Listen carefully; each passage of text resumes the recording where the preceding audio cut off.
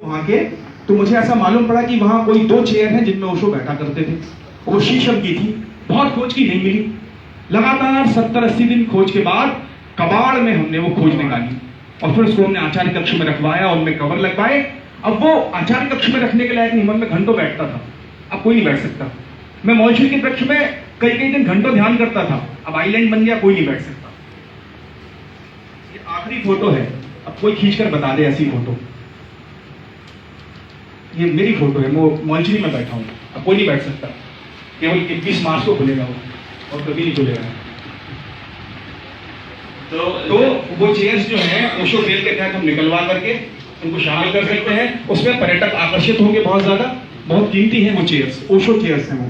और मल्टीवर्सिटी के सत्य वेदांत और अमृत साधना जी की बात कर रहा था, उसी से बहुत इंपॉर्टेंट चीज है। उसी समय हम लोगों ने मैं विषय समिति में था, सब्जेक्ट कमेटी में था एक विद्यार्थी के नाते। तो हमने उसमें जय कृष्णमूर्ति, केसी भट्टाचार्य और आचार्य रजनीश को जुड़वाया था। तब से 1996 से रजनीश एक यूनिट के रूप में पढ़ाए जाते हैं।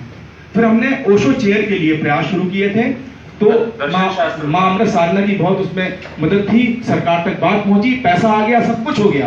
प्रोफेसर श्री प्रकाश दुबे, धर्म दर्शन के उद्भव विद्वान, उन्होंने उसके प्रारंभिक अध्यक्ष की बागडोर भी संभाली, लेकिन आज पैसा कहाँ है, ओशो चेयर कहाँ, कुछ पता नहीं है। ये हम स्मार्ट सिटी प्रकल्प में, ओशो ट्रेल में उसको शामिल करें, प्रयास करें, तो निश्चित तौर पर वो ओशो चेयर अगर स्थापित होती है तो न केवल जबलपुर से, पूरे प्रदेश से, देश से और दुनिया से लोग ओशो पर रिसर्च कर सकेंगे। ओशो जैसे धारा प्रवाह बोलने वाले व्यक्तित्व, जिनकी 650 पुस्तकें संग्रहित हुई, कबीर पर ओशो बोले तो चेतना में उतर कर बोले, कुछ ऐसी बातें बोले कि ओशो के सामने कबीर के प्रकांड विद्वान कहते, ये बात तो कबीर के समग्र साहित्य में नहीं है। ओशो ने कहा मैं कबीर की चेतना में उतरकर बोलता हूं।